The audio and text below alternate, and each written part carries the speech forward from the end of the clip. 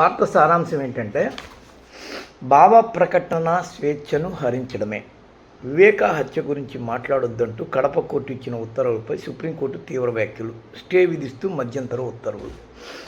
వివేక హత్య ఎవరు చేశారు, చేయలేదు, దాని మీద ఎవరేం మాట్లాడుతున్నారో, దాని మీద సినిమా తీయడం ద్వారా వీళ్ళు ఏం తెలియజేయాలనుకుంటున్నారు, ఇవన్నిటిని నేనేం మాట్లాడటంలా. భావ ప్రకటన స్వేచ్ఛ ఏంటి, 19A(1) అంటే దాని అర్థం ఏంటి అనే దాని మీద మాట్లాడుతూ ఇదే వార్త రాసిన ఆంధ్రజ్యోతి ఇది ఫాలో అయ్యే భావ ప్రకటన స్వేచ్ఛ ఏంటి అనేది దాని మీద కొంత డిస్కస్ చేద్దాం అనుకుంటున్నా.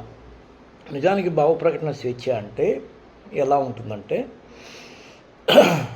ఒక పచ్చి నిజం ఉంటుంది.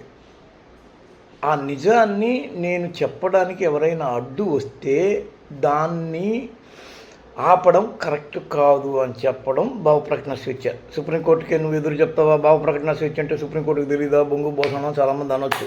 ఒక లాయర్ ప్రశాంత్ భూషణ్ కిషోర్ ఆయన పేరు, ఆయన వేస్తే ఆయనకి ₹1 ఫైన్ వేశారు ఇదే సుప్రీంకోర్టు మీద ఆయన చేసిన భావ ప్రకటన స్వేచ్ఛ వ్యాఖ్యల మీద.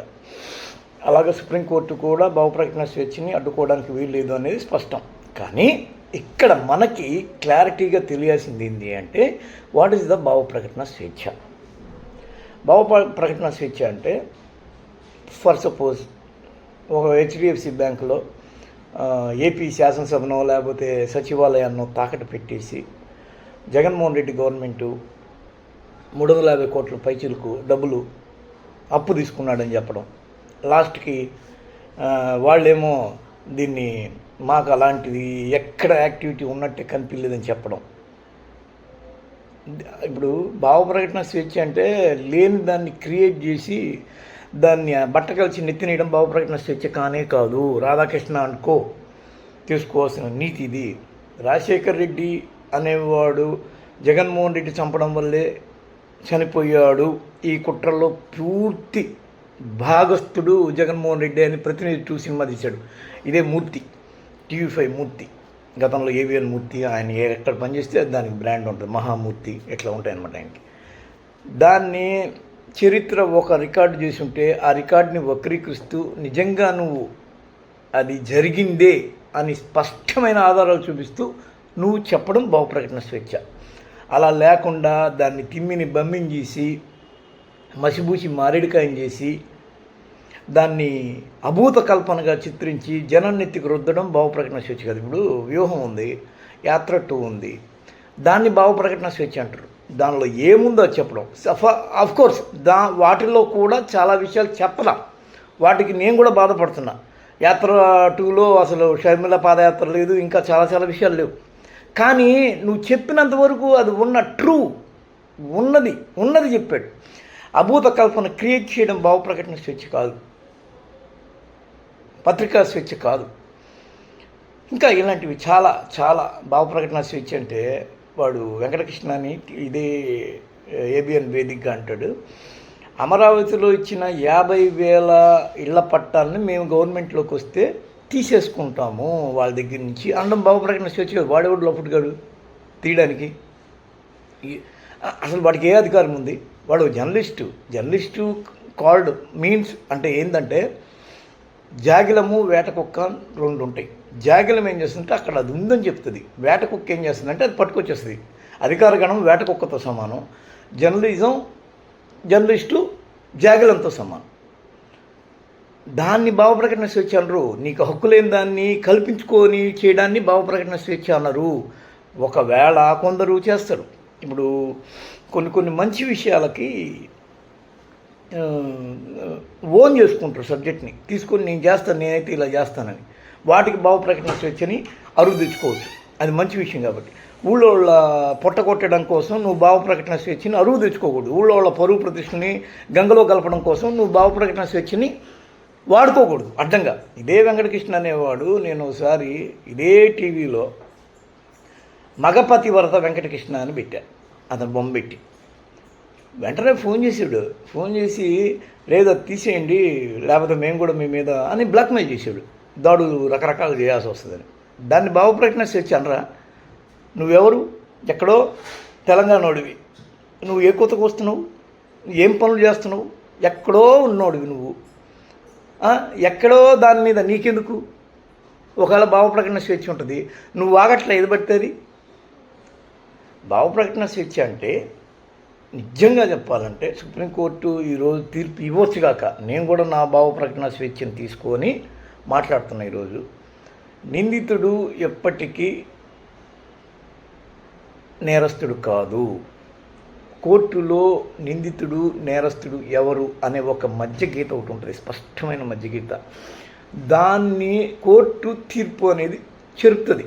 అది ఎవరి ద్వారా జరుగుతుంది? పోలీసులు లేకపోతే సిబిఐ సిఐడి వాళ్ళ యొక్క పరిశోధన సాక్ష్యాల ద్వారా చెరుపుతుంది. అప్పుడు ఆ గీత నుంచి నేరస్తుడు అవుతాడు.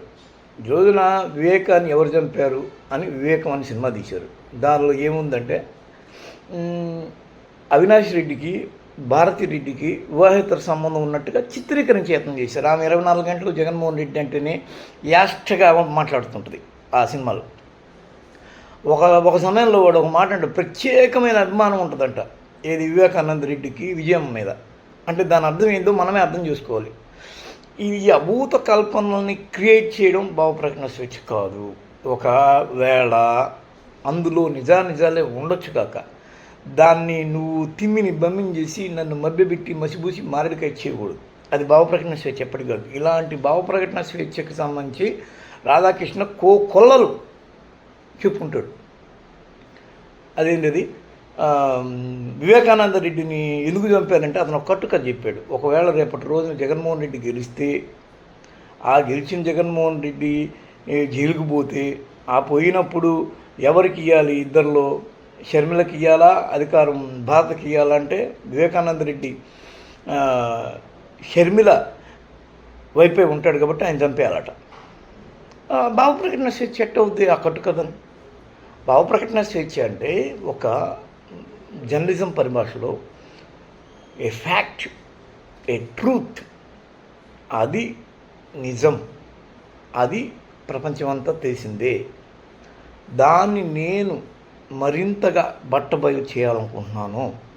ఇప్పుడు తస్లీమా నస్రీన్ ఆమె రాసిన బుక్కు, దానికి సంబంధించిన ఆచార వ్యవహారాల మీద, ఆమె ఇస్లామిక్ మీద రాసి ఉండొచ్చు. దాన్ని ప్రెస్ రూల్ ప్రకారం తీసుకొచ్చి ఆమె చేత బుక్ ఓపెన్ చేయించారు హైదరాబాద్లో ప్రెస్ క్లబ్లో. అది భావ ప్రకటన స్వేచ్ఛ. ప్రెస్ రూల్ ఏం చెప్తుందంటే నిషిద్ధ సాహిత్యం కూడా వెలుగులోకి రావాలనే చెప్తుంది.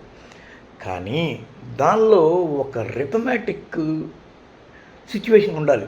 అభూత కల్పనలు, కాల్పనిక గాథలు, వాటిని తీసుకొచ్చి జనం నెత్తికి రుద్దడం భావ ప్రకటన స్వేచ్ఛ ఎప్పటికి కాదు. ఇప్పుడు నుపూర్ శర్మ ఉంది, ఢిల్లీ బీజేపీ ప్రెసిడెంట్.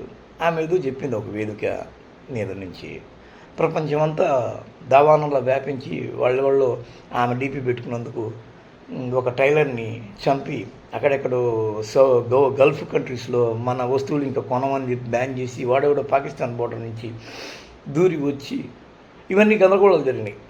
అక్కడ ఉన్నది చెప్పింది ఆమె, అది భావ ప్రకటన స్వేచ్ఛ. లేనిది కల్పించి చెప్పినప్పుడు ఆమెను ఎవరు సపోర్ట్ చేయరు, ఎవరిని చేయరు. ఎవరు ఉన్నది ఇది అని చెప్పినప్పుడు ఆ ఉన్న దాని మీద ఇప్పుడు తేలిన సత్యాలు, తేలాల్సిన సత్యాలు చాలా ఉంటాయి. వివేకానంద రెడ్డి హత్య కేసు తేలాల్సిన సత్యాల్లో ఒక భాగం. దాన్ని మన ఇష్టం వచ్చినట్టు ట్యాంపర్ చేసి జనం నెత్తిన ఒక మసాజ్ చేసి లేకపోతే రుద్ది వాళ్ళల్లో జొప్పించి అవి చేయకూడదు. అది భావ ప్రకటన స్వేచ్ఛ ఎప్పటికి కాదు. ఈ విషయం తెలియకుండా ఇతను భావ ప్రకటన స్వేచ్ఛను అడ్డుపెట్టుకొని ఇతను చేసిన అరాచకాలు ఈ ఆంధ్రజ్యోతి ఎండి సుప్రీంకోర్టులో మొన్న గెలిచాడు అనుకోండి, అది వేరే విషయం. ఇదే భావ ప్రకటన స్వేచ్ఛకు సంబంధించి అతను చంద్రబాబు ఆయన చేసిన అరాచకాలు వాటి గురించి రాయొచ్చు. ఇదే నర్సాపురం ఎంపీ రఘురామకృష్ణరాజు ఆయనకి లాస్ట్కి ఆయన వచ్చి సొంతంగా గళమెత్తి అరే నాకే సీటు పిచ్చలేకపోయారా పిచ్చిన చంద్రబాబు, రేపటి రోజున నువ్వేం పోలవరం సాధిస్తావురా అని అంటే అప్పుడు ఆయనకి ఏదో ఒక బెచ్చం వేశారు, బిస్కెట్ ఉండి సీటు, లేకపోతే అది కూడా ఉండేది కదా. అప్పుడు ఎలుగెత్తాలి భావ ప్రకటన స్వేచ్ఛను అడ్డు పెట్టుకొని. అతన్ని అడ్డు పెట్టుకొని భావ ప్రకటన స్వేచ్ఛ అని చెప్పి నువ్వు ఎంత భారీ ఎత్తున ఇది చేసావు, జగన్మోహన్ రెడ్డి మీద దండయాత్ర చేసావు. నీకు వచ్చే రోజుకి 10 లక్షల రూపాయలు. ఇతని బాధ అంతా ఏంటంటే రోజుకు 10 లక్షల రూపాయలు ఆదాయ వనరులను కల్పిస్తాడు చంద్రబాబు. 2014 19 మధ్యకాలంలో 700 కోట్లు అధికారికంగా సంపాదించిన వ్యక్తి రాధాకృష్ణ. ఇక భావ ప్రకటన స్వేచ్ఛ అని చెప్పి జర్నలిస్టిక్ విలువల్ని కిల్ చేసిన వ్యక్తి రామోజీరావు. జగన్ ఆటవిక పాలనకి స్వస్తి పలకాల్సిందని డైరెక్ట్ స్టేట్మెంట్ ఇచ్చాడు. వీడెవడు గొట్టంగా స్టేట్మెంట్ ఇవ్వడానికి. ఎప్పుడు కానీ జర్నలిజము దానిలోని భావ ప్రకటన స్వేచ్ఛ ఏది అంటే ప్రజల గొంతుక నువ్వుగా వినిపించడం భావ ప్రకటన స్వేచ్ఛ. నువ్వు ఏది నేరుగా చెప్పకూడదు. జనం ఇది అనుకుంటున్నారు అని జనం వాయిస్ వినిపించే ప్రయత్నం చేయాలి. నువ్వు స్టేట్మెంట్లు ఇచ్చేసి పిలుపునిచ్చేసి అది పార్టీ డయాస్ అవుద్ది, కానీ పబ్లిక్ డయాస్ ఎలా అవుద్ది? ఇప్పటికే మీరెవరు ఏంటి అని క్లారిటీ వచ్చేసి మీరు చెప్పేవి ఏవి వింటంలా. మీరు చేసిన అతి ప్రచారానికి జనాలు విసిగెత్తిపోయి వాళ్ళకేం కావాలో అది కోరుకొని తీర్పులు ఇచ్చుకుంటూ పోతున్నారు. అందులో వచ్చిందే 2019 ఎన్నికల తీర్పు. 2024 కూడా చాలా స్పష్టమైన తీర్పు రాబోతుంది. ఇప్పుడు చంద్రబాబు అనేవాడు తిరుపతి దేవస్థానానికి వెళ్ళాడు, అది వార్త. దానిలో వార్తలోని వ్యాసంగం ఏంటి? అధికారుల్లో మార్పు వచ్చింది, ఆయనకి విశేష సాదర ఆహ్వానాలు పలికారు, వచ్చేది టీడీపీ గవర్నమెంటే అని తీసి వాళ్ళు చంద్రబాబుకి అడుగులకు మడుగులు వచ్చారు. నువ్వు జర్నలిస్టువా బ్రోకర్వా? మొన్న కేసీఆర్ అంటున్నాడు రాధాకృష్ణ. నిజం చెప్పండి, రాధాకృష్ణ అనేవాడు ఒక జర్నలిస్టా అని అడుగుతున్నాడు. అలాగా దాన్ని పోయి భావప్రకటన స్వేచ్ఛ అని చెప్పుకొని పోతున్నావు. నీకు కొద్ది కొద్ది ఎంత సంపాదిస్తావు రాధాకృష్ణ? ఇప్పటికే నువ్వు చేసిన ఏడాదికి ఒకసారి క్యాలెండర్ అని చెప్పి పోలీసుల దగ్గర నుంచి కూడా వసూలు చేసి ఆ డబ్బు మొత్తం తీసుకుపోయి కుప్పలు తెప్పలుగా ఆస్తులు సంపాదించి పెడుతున్నావు కదా నీ పిల్లలకి. ఇంకెంత కావాలి? ఎంతమంది ఉసురు పోసుకుంటావు? నిజం ఉసురు పోసుకుంటున్నావు నువ్వు. వాటిలోంచి ముందు బయటపడు, ఆ తర్వాత మాట్లాడు. That's it.